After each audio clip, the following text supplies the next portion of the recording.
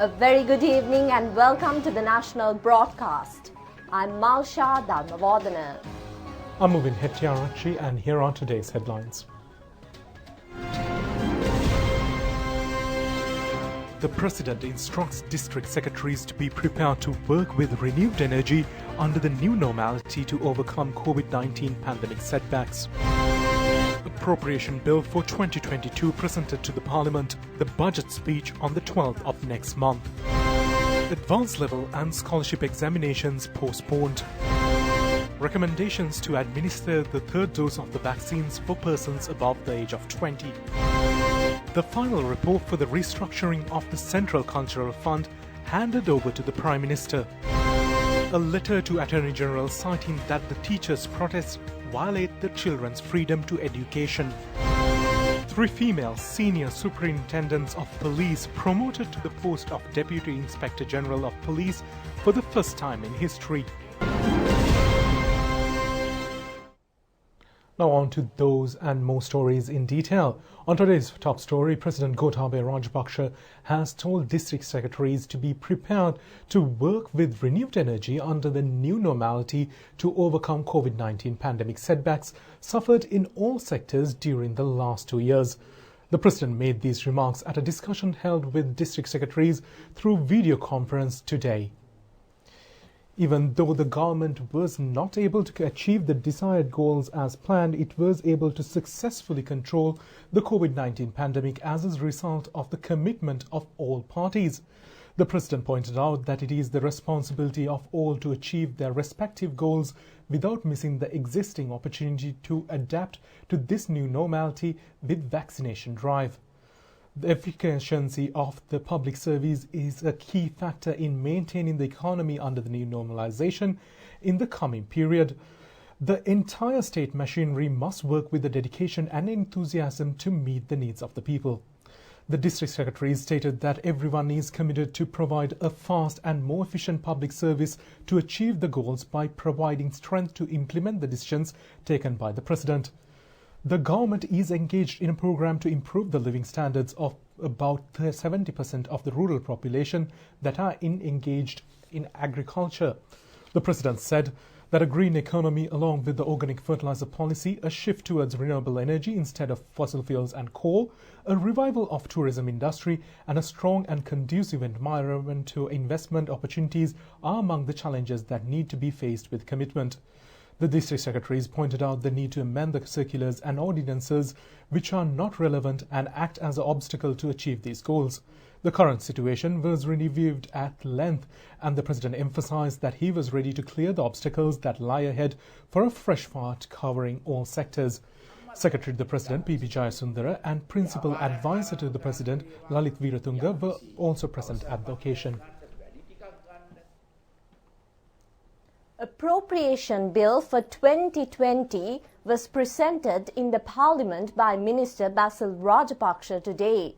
The total state expenditure for next year is 2,505.3 billion rupees as per the bill. The largest allocation of the proposed budget is for the health sector. The Committee on Parliamentary Business decided to allocate November 12th for the second reading of the appropriation bill, also known as the budget speech. Meanwhile, amended draft bill on the registration of voters and amended draft bill for employers' provident fund was passed in the Parliament with amendments today. Addressing the Parliament, Minister Basil Rajapaksa presented appropriation bill for the year 2022. Secretary General of the Parliament, Dhammika Dasanayake, said that the appropriation bill set to provide service for the financial year 2022 to authorize the raising of loans in or outside Sri Lanka and make financial provisions for activities of the government in the financial year. He said that the bill was also enable the payment by way of advances out of the consolidated fund or any other fund or money during the financial year for the expenditure of these activities. Deputy Director General of the Health Services, Dr. Hemant Herat, says that recommendations have been received on the inoculation of third COVID vaccine for the persons above the age of 20. He said that measures will be taken to proceed with the inoculation process gradually with the acquisition of the vaccine consignments in accordance with the written guidelines of the Director General of Health Services. A total of 26,683,047 vaccine doses have been inoculated under the COVID-19 immunization program thus far. A total of 14,639,679 persons have received the first dose of the vaccine, while 12,043,368 have received both doses thus far. A total of 99,584 vaccine doses have been administered yesterday. The vaccination of children with various impairments is currently underway. A vaccination program was held at the Diatalava Base Hospital. This program was held for the children at Bandarvela, Alla, Haputale and Haldulmulla Medical Health Officers Divisions. A total of 638 COVID-19 patients were identified from the country today. Accordingly, the number of active cases in the country has risen up to 31,426. A total of 435 recoveries were reported today, increasing the overall tally to 478,761. The Director General of Health Services has reported today 44 COVID-19 related deaths, which occurred yesterday.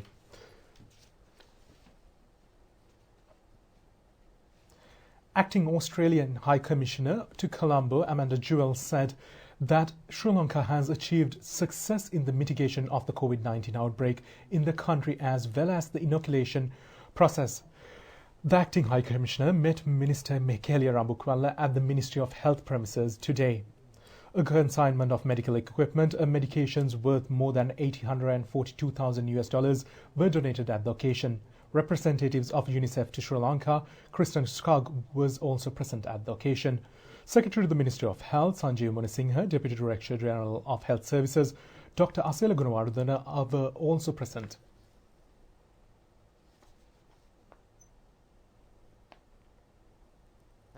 I think the second consignment of active necessary equipment and medication that you have contributed, you continue to help us and assist us in this pandemic. And we very welcome, and we would take a serious note of appreciation of your contributions and your participation in this whole activity. I think it's a globally affected thing, and you as an international community has taken a very strong part of it, and then the countries like us, you have extended your generosity by extending maximum assistance to us, and we are very grateful, and it's a note of appreciation once again. So thank you very much for your continuous support and assistance. Able to work with UNICEF on both of these. It's a part of a total package of about 11.7 Australian million that we have spent here in Sri Lanka to assist and being able to respond to immediate needs, but as you said, Christian, also leading forward into what can be done post-COVID. So we really value this opportunity, and thank you, Minister.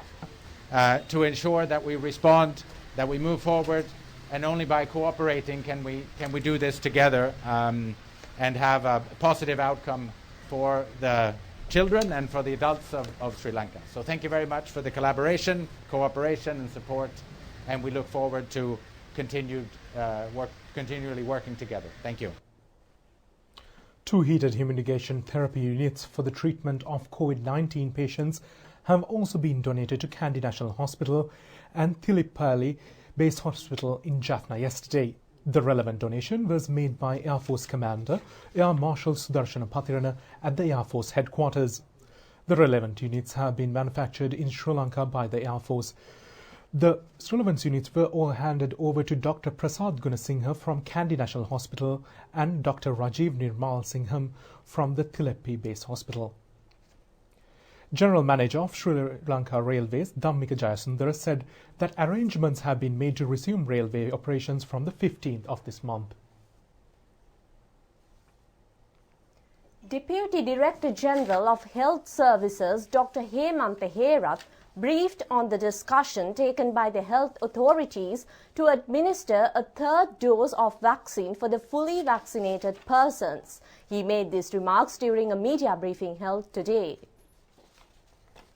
The Committee on Communicable Diseases met yesterday and took a decision in principle to recommend to the government to allow a 3rd dose of vaccine to people who are already got first 2 doses of vaccine, and the details of how this will be implemented and where and what are the categories of people who will get priority need to be stipulated in specific guidelines and circulars issued by the Director General. So therefore, what we can tell at this moment is the decision has been made to recommend that, and based on those recommendations, the Director General of Health Services will have to issue guidelines, and finally this will be communicated to those eligible people from time to time from the hospitals and other clinic centers. We urge and request the public to wait until such communication is made from your local MOH to come and get the vaccine. Until such time, I think we have to wait rather than rushing into hospitals or any other centers without getting such information, because at this moment we are arranging the logistics and other arrangements that required to get this third dose. There has been questions and reports have been reported about people behaving in an unwanted manner with regards to the wearing of mask and not wearing of mask, and others interfering or intervening to get them to wear the mask. And these are very serious issues, and it is extremely sad here that people are behaving in a criminal way, respond to such requests and other things. So I hope the authorities will take the serious full investigation and to take serious action with regards to this type of behavior, so that it will not taken as an example and prevent any kind of spreading such behavior into other parts, which will be detrimental to the preventive activities of this disease. The final report of the 5-member committee appointed to provide recommendations for the restructuring of the Central Cultural Fund was handed over to Prime Minister Mahinda Rajapaksa at Temple Trees this morning. This committee was chaired by Director General of Department of Fisheries and Aquatic Resources, S.J. Kahawatha. The other members were Director of Department of Management Services, BMD and Balasurya, Senior Assistant Secretary at the Prime Minister's Office, Priyanka Nanayakara, Director of Department of Information Technology Management, DPCE, Piris, and its Assistant Director, Madhushani Varnasurya. The committee was appointed by Prime Minister to make recommendations in line with the National Policy Framework, Vistas of Prosperity and Splendour, which state the Central Cultural Fund should be fully revised and restructured.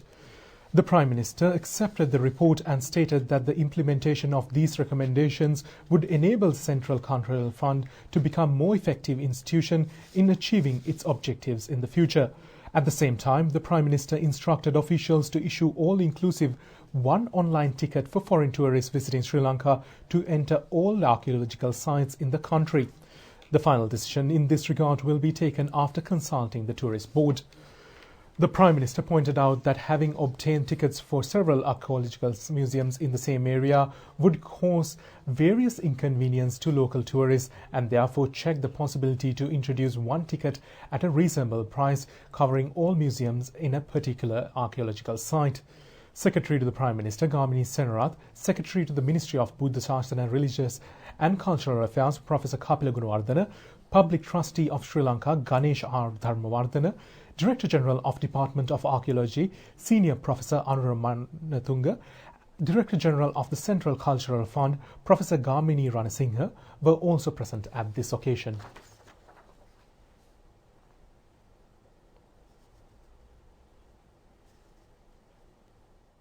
United Sinhala National Collective handed over a letter to the Attorney General today, citing that the teachers' protests have violated the fundamental rights as well as the freedom to receive education of children in the country.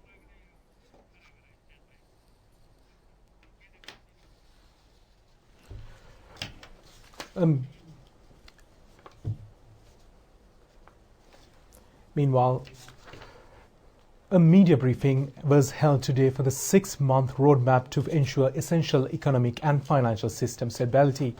The event was held at the President's Media Centre. Sri Lankan Central Bank Governor Ajit Niwad Cabral was present at this occasion. President Media spokesman Kingsley Ratnayake emphasised the importance of financial system stability to overcome the economic challenges. He said that even though the responsibility is vested with the government and the central bank, in addition to the assistance of the banking sector, importers, exporters, capital and carry credit markets and public is required for the process. Accordingly, he added that the central bank has proposed a plan inclusive of 3 timelines to achieve the essential economic stability. Central Bank Governor Ajit Niwad Cabral said that this roadmap was unveiled on October 1st. He said that the first part was to identify the factors that contributed to this occasion.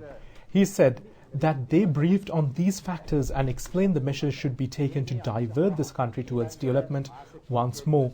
He said that the bank will introduce methods to acquire funds through certain avenues in the next couple of months, and plans have been made to pursue methodologies. He said that the central bank has a clear understanding of the existing issues and challenges faced by the country.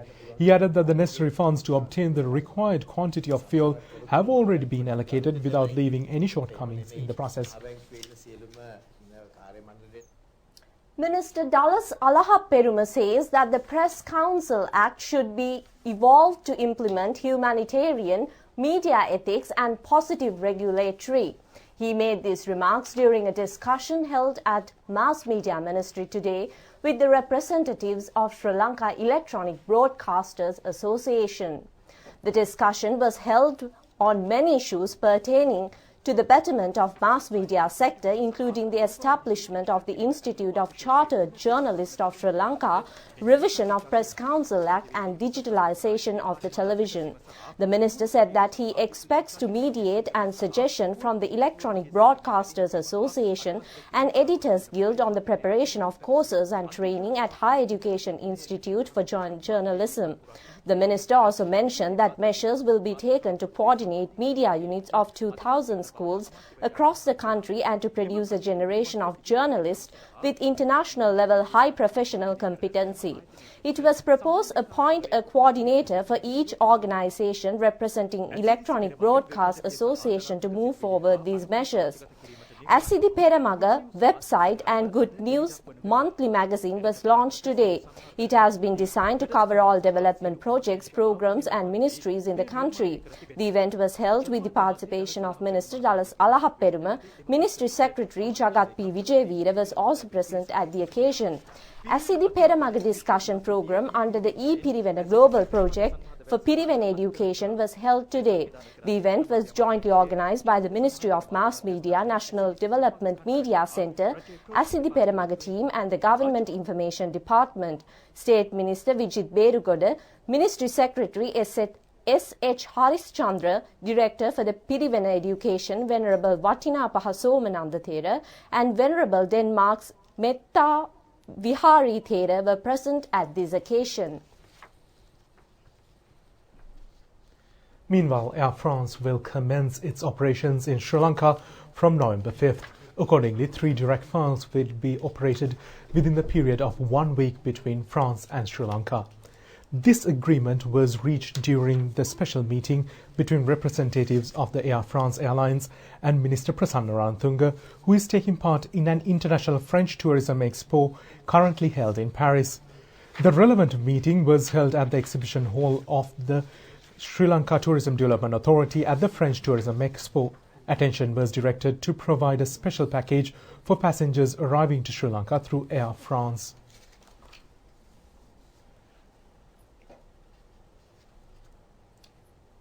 United Sinhala National Collective handed over a letter to the Attorney General today, citing that the teachers' protests have violated the fundamental rights as well as the freedom to receive education of children in the country. National organizer of the United Sinhala National Collective, Chanaka Bandara, said that they have briefed the Attorney General that the protest action by teachers have endangered the future of children. Therefore, they have requested relevant authorities to take necessary action against the protesters who are attempting to create another COVID wave by forcing parents to also engage in such protest. අවසානයේදී මේ රටේ නීතිය ආධිපත්‍ය දෙදරා යනවා. 43 ලක්ෂයක පාසල් දරුවන්ගේ අම්මලා තාත්තලා 86 ලක්ෂයක් දැඩි පීඩනයට පත් වෙලා ඉන්න මොහොතක් මේ රටේ තියෙන. අපිට පේනවා රජයේ පාසල් පටන් ගන්න ක්‍රියාත්මක වෙමින් කොවිඩ් වසංගතයට පීඩිත වූ සොයමින් සිටින. Meanwhile, Sri Lanka police have promoted 3 female senior superintendents of police to the rank of Deputy Inspector General, marking a breakthrough in the country's history. DIG ND Senaviratna have been appointed to inform the Technology Division, while the DIG SAR Jasundara has been appointed to Child and Women Bureau. DIG WJ Padmini will continue her duties at the Welfare Division. Meanwhile, Minister Namal Rajpaksha has been elected as the president of the Lanka-France Parliamentary Friendship Association. Minister Rajpaksha was elected to the position at the revival meeting of the association for the 9th Parliament held yesterday. The meeting was held under the patronage of Speaker Mahinda Abeyewardene. Ambassador of France to Sri Lanka, Eric Laverteru, participated in the meeting as a special guest. At this meeting, parliamentarian Isurudona Ngoda was elected as the secretary, and parliamentarians Vasantayapa Bandara and Charles Nirmala Nandan and Selvam Nandan were elected as vice president. In addition, MP Major Sudarshan Denapia was elected as the treasurer, MP Hector Apuhami as the deputy secretary. Addressing the meeting, Speaker extended his appreciation to France for a long and strong relationship with Sri Lanka as one of the first European countries to establish diplomatic relations following the independence. The Speaker extended his gratitude to France for providing continued assistance toward the development of Sri Lanka. Minister Namal Rajpaksha said that he expects to further enhance relations between the nations under his presidency.